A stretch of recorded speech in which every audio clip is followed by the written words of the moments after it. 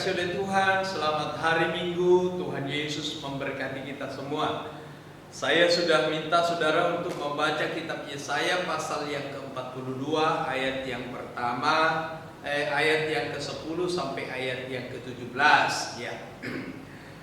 Minggu lalu kita sudah melihat bahwa pasal 42 ayat 1 sampai ayat yang ke-9 itu adalah jawaban Tuhan atas setiap pertanyaan masalah yang sedang mereka hadapi. Di mana Tuhan mengatakan di pasal 40 mereka sudah selesai perhambaannya. Artinya bahwa mereka akan kembali ke tanah air mereka, tetapi mereka menjadi bingung bagaimana mereka harus memulainya. Sebab mereka itu sudah terlalu lama di sana menjadi hamba, yaitu 70 tahun. Bagi mereka yang lahir di Israel diangkat ke pembuangan, tentu mereka sudah sangat terlalu tua kalau mereka masih hidup. Dan mereka yang lahir di sana ya sudah umur 70, itu pun sudah sangat tua. Jadi bisa dibayangkan bagaimana mereka sangat sulit untuk memahami ketika Tuhan berkata bahwa sudah selesai perhambaan mereka. Mereka menjadi bingung bagaimana mereka harus keluar. Sementara yang menguasai dunia waktu itu adalah kerajaan yang sedang memperhamba mereka, yaitu Babel, Persia itu. Ya. Karena itu saudara-saudara yang dikasihi oleh Tuhan, mereka menjadi bingung bagaimana mereka harus melakukan firman Tuhan yang di pasal 40, di mana mereka dikatakan sudah selesai perhambaan. Tetapi pasal 42 itu menjawab atas pertanyaan mereka. Lihat, itu hamba. Nah, hamba Tuhan itulah jalan keluar dari masalah mereka. Yang waktu itu adalah Raja Kores. Memang bagian pasal 42 ayat 1 sampai ayat yang kelima itu adalah sebuah nubuatan tentang Yesus. Yang Yesuslah satu-satunya orang yang menggenapi secara mutlak apa yang dinubuatkan di kitab Yesaya pasal 42 ini. Tetapi tetap di dalam pasal waktu zamannya Babel, maka hamba Tuhan yang dimaksud sekalipun tidak sempurna penggenapannya, tetapi hamba Tuhan yang dimaksud di situ adalah Raja Kores. Nah, saudara yang dikasihi oleh Tuhan, itu pasal 42 ayat 1-9. Nah, hari ini kita masuk di pasal 42 ayat 10 sampai ayat 17. Saya memberikan tema Allah kita perkasa. Ya. Saudara yang dikasihi oleh Tuhan, perikop yang kita baca hari ini pasal 42 ayat 10 sampai 17 ini jelas kita bisa melihat secara jelas bahwa bagian ini dibagi dengan dua bagian. Bagian yang pertama adalah ayat yang ke-10 sampai ayat yang ke-13. Itu jelas adalah bahasanya Nabi, di mana Nabi ingin mengajak semua orang untuk memuji Tuhan, memuliakan Tuhan, mengagungkan Tuhan. Tetapi bagian yang kedua adalah ayat yang ke-10, ayat yang ke-14 sampai ayat yang ke-17, yaitu itu adalah bahasanya langsung bahasanya Tuhan. Ya. Ayat 10 sampai 13 itu adalah ajakan. Ya, saya sudah katakan tadi, ajakan dari Nabi supaya semua orang memuji Tuhan, ya, memuliakan Tuhan. Karena dua alasan mengapa mereka yang cinta Tuhan, yang pro terhadap Tuhan harus memuji Tuhan, harus memuliakan nama Tuhan.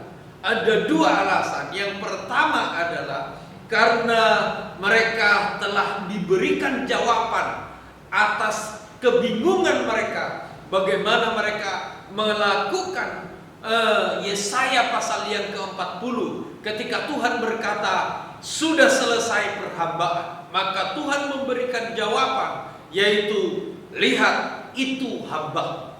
Jadi hamba Tuhan itu yang memberikan jalan keluar. Dan kita tahu ketika Kores mengumumkan bahwa seluruh orang-orang Israel yang ada di dalam kerajaannya boleh pulang dan diberikan fasilitas, maka bagi orang Israel yang mau pulang waktu itu tidak terlalu ada masalah. Sebab kerajaan yang berkuasa pada saat itu telah memberikan pengumuman bahwa mereka boleh pulang, bahkan diberi fasilitas.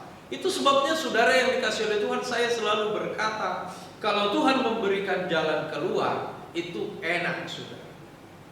Tidak ada jalan keluar yang diberikan Tuhan tidak enak, ya. Selalu jalan keluar yang Tuhan berikan itu selalu enak. Bagi daging itu tidak enak jalannya Tuhan.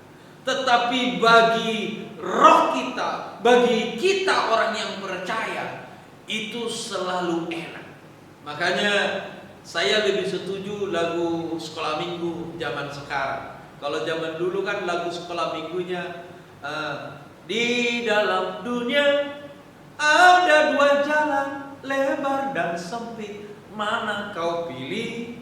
Yang lebar api, jiwamu mati, tapi yang sempit, jiwa berglori. Nah itu zaman dulu, katanya jalan ke surga itu sempit. Tapi kalau lagu sekarang lain, ya, naik kereta besar, Jadi intinya dari lagu itu bahwa kereta mau masuk surga itu adalah kereta besar yang disupiri oleh Yesus.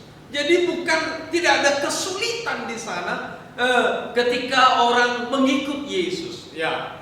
Tetapi bagi daging memang itu tidak enak, ya. Karena itu saudara yang dikasih oleh Tuhan, jadi bagian itu ketika Yesus memberikan jalan keluar, saya ingin katakan kepada saudara, hidup itu enak. Sekarang pun dalam masalah dunia sekarang, COVID-19 ini, masalah wabah ini, saya ingin katakan kepada saudara, kalau Tuhan memberikan jalan keluar kepada kita, dan Tuhan sudah berkata jalan keluarnya itu adalah Yesus. Yesuslah satu-satunya jalan keluar dari setiap masalah kita yang ada hari ini. Ya, saya ingin katakan sekali lagi, baik secara ekonomi, baik secara wabah COVID ini, jalan keluar satu-satunya adalah Yesus. Lihat, itu hamba.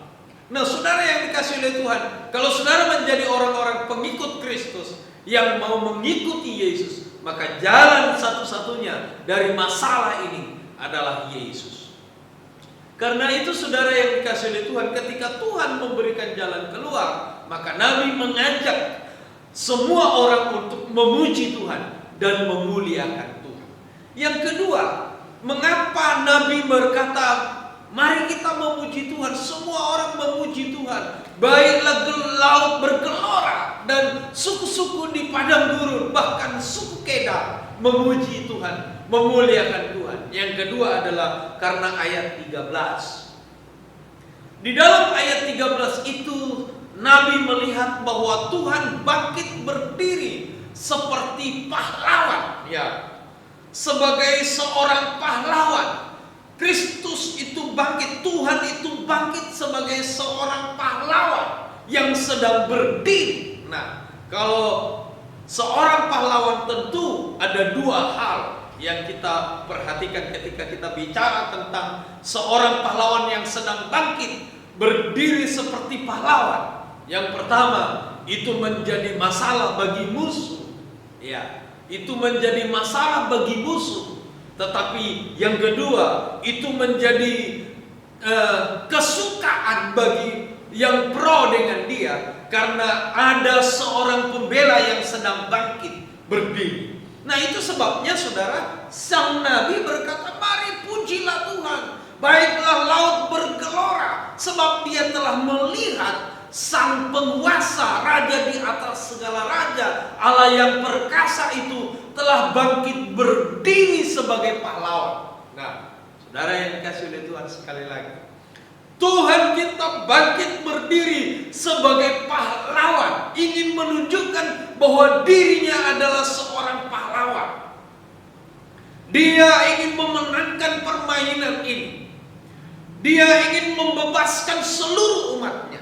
Karena itulah saudara yang dikasihi oleh Tuhan, ketika si nabi ini melihat bahwa Tuhan sedang berdiri sebagai seorang pahlawan, maka nabi berkata, pujilah Tuhan, muliakanlah Tuhan. Baik orang-orang seluruhnya yang pro dengan Tuhan memuji Tuhan, sebab akan ada pembelaan daripada Tuhan. Tetapi itu juga menjadi masalah bagi musuh. Karena itu saudara yang dikasihi oleh Tuhan, sang nabi itu mengajak untuk memuliakan nama Tuhan. Nah, bagian yang kedua ayat yang ke-14 sampai ayat yang ke-17. Nah, di bagian ayat yang ke-14 menjelaskan bahwa Allah seringkali berdiam diri ketika musuh umatnya berlaku tidak adil terhadap mereka. Ya. Kadang-kadang ketika mereka selama 70 tahun ada di Babel itu, mereka Tuhan itu berdiam diri sekalipun mereka diperlakukan tidak adil. Nah, memang iya. Sebab tidak mungkin Tuhan akan menolong mereka zaman itu. Sebab Tuhan memang menyerahkan mereka ke Babel untuk menjadi hukuman bagi mereka, supaya memperbaiki hidup mereka, untuk muncul manusia-manusia yang takut akan Tuhan. Sebab mengapa mereka masuk di dalam pembuangan di Babel adalah karena kesalahan mereka. Mereka meninggalkan Tuhan, mereka tidak menghormati Tuhan, mereka tidak mendengarkan Tuhan. Itu sebabnya tidak mungkin ada pemulihan. Karena itu saudara, maka mereka dibuang ke Babel. Nah, selama 70 tahun itu sudah ditetapkan oleh Tuhan. Nah, selama 70 tahun ini, apapun yang dibuat oleh Babel bagi mereka, Tuhan akan berdiam diri. Sebab Tuhan memang sedang membentuk mereka, supaya mereka memahami bahwa dekat Tuhan itulah yang enak. Nah, saudara yang dikasihi oleh Tuhan, prinsip yang sama sebenarnya. Kalau saudara mengingat ketika Yesus ada di salib, perkataan yang disalib, salah satu perkataan itu dia berkata, Eli, Eli, lama sabachthani. Itu menunjukkan kepada kita bahwa Tuhan sedang berkata, mengapa engkau meninggalkan aku? Jadi waktu Tuhan ada di salib sedang memikul dosa, dan gambaran dosa itu ada di dalam hidupnya, dosa itu sedang dia pikul, maka orang yang berdosa itu ditinggalkan oleh Tuhan. Karena itu saudara yang dikasihi oleh Tuhan, maka zaman itu lama Tuhan membiarkan mereka. Ya, seringkali terjadi seperti itu. Karena itu saudara yang dikasihi oleh Tuhan, kalau saudara dapat masalah dalam bagian Tuhan sepertinya meninggalkan kita, hanya ada dua hal. Yang pertama, mungkin kita berdosa, dan akibat dosa kita itu maka Tuhan membiarkan kita, supaya kita menyadari tujuannya adalah untuk kita bisa menyadari dan kita kembali kepada Tuhan. Tetapi bagian yang kedua, kalau Tuhan mengizinkan kita tidak melakukan banyak hal, dan Tuhan mengizinkan, Tuhan tidak mendengar, seolah-olah masalah kita tidak dijawab oleh Tuhan, itu mungkin seperti Ayub. Sebab Tuhan ingin menguji kita, bahwa ingin membuktikan bahwa kita adalah orang-orang yang beriman kepada Tuhan. Apakah ketika kita enak, ketika kita susah, apakah kita setia kepada Tuhan? Nah, itu akan membuktikan, keadaan itu akan membuktikan apakah kita setia kepada Tuhan. Tapi saya ingin katakan kepada saudara, kalau dulu ayat 14 ini berbicara sebenarnya, kalau dulu, nah itu dulu. Tetapi sekarang tidak seperti itu. Selama 70 tahun Tuhan berdiam diri memang, tapi hari ini Tuhan telah berdiri sebagai seorang pahlawan. Ya. Tetapi hari ini dia sudah berdiri sebagai pahlawan yang sedang siap untuk membela umatnya, sedang siap menghancurkan setiap musuh-musuhnya. Itu sebabnya saudara yang dikasihi oleh Tuhan, ayat 14 bagian B itu menjelaskan, tetapi sekarang Nabi telah melihat bahwa Allah bangkit menjadi seperti seorang pahlawan. Ya. Dulu sudah sering membiarkan, tapi sekarang kita percaya Tuhan sedang bangkit berdiri untuk menjadi pahlawan. Saya ingin katakan kepada saudara sebagai orang percaya, Kristus selalu bangkit berdiri sebagai pahlawan bagi kita. Itu sebabnya Yesus pernah berkata, tinggallah di dalam kasih-Ku itu. Ya. Kalau kita adalah orang-orang yang tinggal di dalam kasih-Nya Tuhan, Tuhan itu selalu menjadi pahlawan bagi kita. Karena Dia pernah berkata, Aku menyertai kamu sampai kepada kesudahan Allah. Tuhan jelas berkata, Aku menyertai kamu sampai kepada kesudahan Allah. Tinggallah di dalam kasih itu. Karena itu saudara yang dikasihi oleh Tuhan, kalau saudara adalah orang-orang yang tinggal di dalam Kristus, orang-orang yang bertobat, orang-orang yang dibaptis, orang-orang yang hidup di dalam buah pertobatan, saya ingin katakan, saya ingin tegaskan sekali lagi, Yesus adalah pahlawan kita. Dia sedang bangkit berdiri untuk membela kita. Dia sedang bangkit berdiri untuk memberikan keselamatan kepada kita.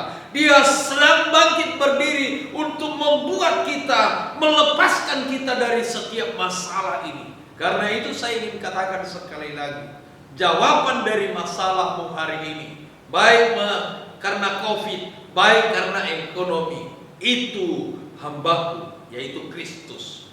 Tuhan Yesuslah jawaban dari setiap masalah kita hari ini. Itu sebabnya saudara yang dikasihi oleh Tuhan, di dalam pasal yang ke-14 42 ini ayat 14 berkata bahwa Tuhan, tetapi sekarang Tuhan sedang bangkit berdiri menjadi seorang pahlawan bagi kita. Nah, ayat yang ke-15, Dia bangkit berdiri sebagai seperti pahlawan, bukan hanya sekedar mengaum tanpa melakukan apa-apa.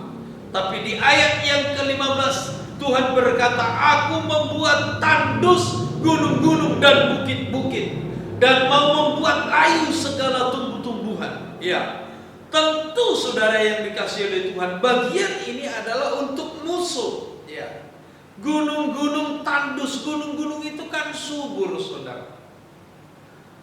Ya, gunung-gunung itu adalah subur, bukit-bukit itu adalah subur, itu adalah lambang kesuburan. Ya, oh betapa indahnya dan betapa eloknya bila saudara seiman hidup dalam persatuan. Baurapan di kepala Harun, yang kejanggut dan jubahnya turun, seperti embun yang dari Hermon turun ke bukit Sion. Itu adalah lambang kesuburan, saudara. Tetapi ketika Tuhan bangkit sebagai pahlawan, sekalipun biasanya daerah-daerah kebukitan itu adalah daerah-daerah subur, kalau itu ditempati oleh musuh, maka Tuhan akan membuatnya menjadi tandus. Tujuannya apa? Memaksa musuh kalah. Ya, memaksa musuh tunduk kepada Tuhan. Karena itulah saudara bisa melihat di zamannya Ahab, Tuhan membuat 3 tahun dan 6 bulan hujan tidak turun. Tujuannya apa? Tanah menjadi kering dan menjadi tandus. Maksudnya apa? Supaya Ahab kembali kepada Tuhan. Sekalipun kita tahu bahwa Ahab tidak kembali kepada Tuhan, tetapi prinsipnya adalah sama, di mana Tuhan membuat tandus supaya Ahab mengerti dia salah terhadap Tuhan dan kembali kepada Tuhan. Nah, saudara yang dikasihi oleh Tuhan, ini adalah cara Tuhan yang memaksa orang-orang musuhnya untuk tunduk kepada Tuhan. Kita mengerti bahwa zamannya Firaun, Tuhan membuat anak sulung mati. Ya, banyak masalah dibuat di sana untuk memaksa Mesir melepaskan orang Israel. Itu sebabnya saudara yang dikasihi oleh Tuhan, tindakan Tuhan terhadap yang membuat masalah kepada kita, tindakan Tuhan terhadap musuh-musuh umatnya, maka dia akan memaksa, ya, dia akan memaksa untuk kita bisa keluar dari masalah itu. Dan saya ingin katakan kepada saudara, masalah yang seperti ini, saya yakin anak Tuhan itu pasti bisa dilepaskan oleh Tuhan dari setiap wabah ini. Asal saudara taat kepada Tuhan, saudara adalah orang yang bertobat, saudara adalah orang yang sudah dibaptis, dan saudara adalah orang yang hidup di dalam pertobatan. Saya ingin katakan, Yesus berkata, aku menyertai kamu sampai kepada kesudahan Allah. Saudara yang dikasihi oleh Tuhan, jadi ayat yang ke-15 itu, Tuhan bukan hanya sekedar bangkit berdiri seperti pahlawan, tetapi dia sedang bekerja untuk melemahkan musuh. Dia sedang bekerja untuk menghancurkan musuh, supaya umatnya dibebaskan, supaya umatnya dilepaskan, dan dia bisa menjadi orang-orang yang keluar dari setiap masalah itu. Karena itu saudara yang dikasihi oleh Tuhan, ayat yang ke-15 itu, bahwa Tuhan akan membuat sesuatu yang tidak pernah dia lakukan untuk musuhnya, supaya umat Tuhan itu dibebaskan. Ayat yang ke-16 itu adalah jelas untuk anak Tuhan, ya. Anak Tuhan jelas itu akan dituntunnya dari jalan yang mereka tidak pernah ngerti, ya. Apa yang tak pernah dilihat mata, yang tak pernah didengar telinga, yang tak pernah timbul di dalam hati, semua disediakan bagi yang mengasihi Dia. Ya, sekalipun kita tidak pernah mengerti jalan itu, orang Israel waktu itu tidak paham jalan-jalan itu, karena mereka terlalu lama di dalam pembuangan, terlalu lama mereka di dalam Babel. Tetapi saya ingin katakan kepada saudara, Tuhan berkata, Tuhan akan menuntun orang-orang buta, Tuhan akan menuntun orang-orang yang tidak mengerti jalan, karena Tuhanlah yang akan melepaskan mereka. Saya ingin katakan sekali lagi saudara, ketika Tuhan menjadi pahlawan, maka Tuhan akan melemahkan musuh, dan Dia akan memberikan kekuatan kemenangan kepada umatnya. Karena itu saudara yang dikasihi oleh Tuhan, apa yang dikatakan di pasal 16 ini, ya, padang gurun Dia akan buat, Dia ubah untuk umatnya. Dia akan melakukan apa yang tidak pernah dilihat, apa yang tidak pernah diperhatikan, akan Dia ubah demi umatnya. Tujuannya adalah untuk memberikan kemenangan kepada umat. Karena itu saudara yang dikasihi oleh Tuhan, orang Israel yang ada di Babel buta tentang perjalanan ke Israel, buta tentang apa yang menjadi budaya di sana. Tetapi Tuhan akan menuntun mereka untuk sampai kepada tujuannya Tuhan, kembali kepada Israel. Hari ini kita tidak perlu kembali ke Israel, tetapi prinsipnya sama, bahwa Tuhan pasti memberikan pembelaan kepada kita. Tuhan pasti memberikan keselamatan kepada kita. Tuhan pasti melindungi kita, sebab Dia berjanji, aku menyertai kamu sampai kepada kesudahan Allah. Nah, ayat yang ke-17, bagian yang terakhir adalah, ayat ini sedang berkata, tetapi orang-orang yang menyembah patung akan malu, saudara. Ini sedang membedakan, otomatis membedakan membedakan dua hal tentang anak Tuhan. Kalau anak Tuhan yang tidak sungguh-sungguh, yang masih megang berhala, yang masih icip-icip berhala, menyebut nama Tuhan tetapi masih pakai pelaris, menyebut nama Tuhan tapi masih pegang mantra-mantra, memegang nama Tuhan tetapi masih pakai bahasa-bahasa yang dari dunia. Saya ingin katakan kepada saudara, engkau tidak akan pernah sama, engkau tidak akan pernah menikmati apa yang dijanjikan oleh Tuhan pada hari ini. Sekalipun engkau adalah umat Tuhan, tetapi kalau engkau masih menyembah berhala, dia tidak bangkit berdiri menjadi pahlawan bagimu. Engkau akan malu sebab engkau tidak ikut di dalam pembelaan itu. Jadi ayat 17 ini ingin menjelaskan dua perbedaan bagi anak Tuhan yang sungguh-sungguh dengan anak Tuhan yang tidak sungguh-sungguh. Kalau anak Tuhan masih menyembah berhala, dia tidak akan mengalami pemeliharaan Tuhan. Tapi bagi saudara yang sungguh-sungguh, apapun yang terjadi, kalau saudara adalah orang-orang yang sungguh-sungguh, sudah bertobat, sudah dibaptis, dan sudah menjadi hidup yang baru, maka percayalah, saya ingin katakan kepada saudara, Tuhan bangkit hari ini menjadi pahlawan bagimu, artinya memberikan kemenangan bagimu. Tuhan Yesus memberkati kita semua. Amin. Mari kita berdoa. Bapa di surga, kami mau serahkan hidup kami ke dalam tangan Tuhan, seluruh sidang jemaat-Mu ke dalam tangan Tuhan. Hari ini kami sangat jelas mengerti firman Tuhan, bahwa orang-orang yang sungguh-sungguh di dalam Tuhan, Tuhan sedang bangkit menjadi pahlawan bagi kami. Karena Engkau adalah Allah yang perkasa, Allah yang luar biasa, tidak ada yang mustahil bagi Tuhan. Karena itu saudara yang dikasihi oleh Tuhan, sekalipun hari ini kami sedang menghadapi masalah yang besar, yaitu COVID ini, mengenai wabah ini, tapi kami percaya Engkau sedang bangkit berdiri menjadi pahlawan, menjadi pembela bagi kami. Karena itu hamba berdoa buat seluruh sidang jemaat-Mu, Tuhan kiranya memberkati mereka menjadi jemaat yang takut akan Tuhan dan mengasihi Tuhan, yang hidup di dalam perlindungan Tuhan. Karena itu kami mau serahkan ke dalam tangan Tuhan. Bapa, jadikan firman itu menjadi darah dan daging dalam hidup kami.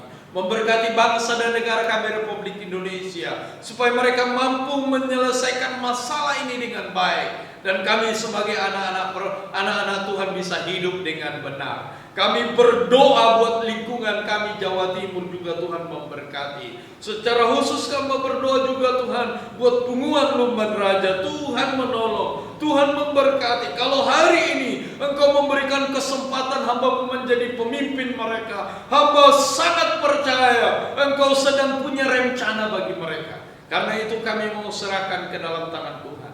Terima kasih Tuhan. Hamba berdoa buat seluruh sidang jemaat-Mu. Tuhan memberkati keluarga mereka, Tuhan memberkati rumah tangga mereka, Tuhan memberkati usaha pekerjaan tangan mereka. Nama-Mu dipuji dan dipermuliakan. Terpujilah nama-Mu Bapa.